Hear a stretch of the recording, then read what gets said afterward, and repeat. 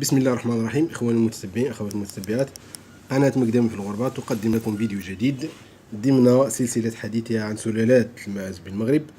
موضوع حلقة هذا الفيديو هو الحديث عن سلالة ماعز البور. هذه السلالة ظهرت في جنوب إفريقيا، فجنوب إفريقيا هو الموطن الأصلي لسلالة ماعز البور.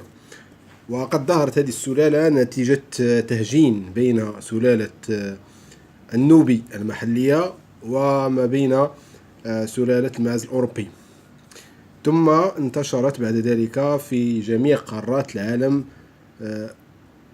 وذلك لأن هذه السلالة من الماعز تتأقلم بسرعة مع الظروف المناخية والبيئية المختلفة.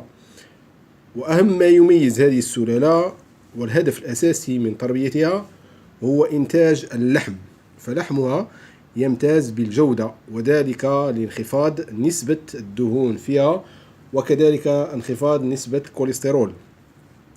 كذلك يمتاز مواليد هذه السلالة بسرعة النمو، وقد تصل إلى ما يقارب 30 كيلوغرام في عمر 3 أشهر، ويزيد وزن الذكور بعد الفطام مباشرة بمعدل 250 جرام في اليوم لكل ذكر، وبالنسبة للعنزات حوالي 186 جرام في اليوم الواحد.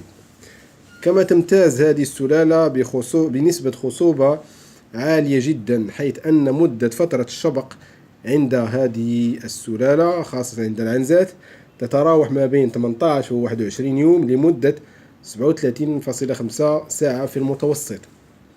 تلد أنثى البور في الغالب توائم ثنائية أو ثلاثية، وقليلا ما تلد ولادات فردية.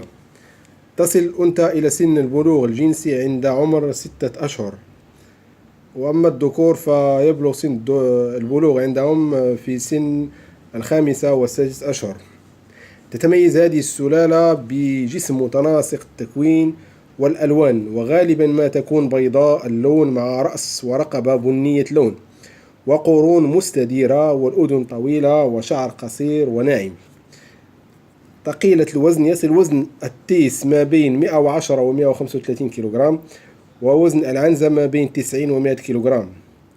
إنتاجها من اللبن يكفي صغارها، وتنتج من اللبن حوالي ما بين 3 إلى 4 كيلو يوميا من الحليب. عمر هذه السلالة يتراوح ما بين 8 و 12 سنة، مقاومة للأمراض. تتميز هذه السلالة بصدر واسع وعميق، وظهرها عضلي، وعمودها الفقري مستقيم.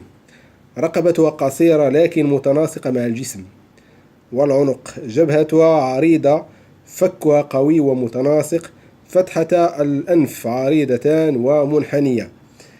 يحدث البلوغ في ماعز البور ما بين 6 و 7 أشهر من العمر عند الأنثى، لذلك يمكن أن تبدأ حياتها الإنجابية في سن مبكرة.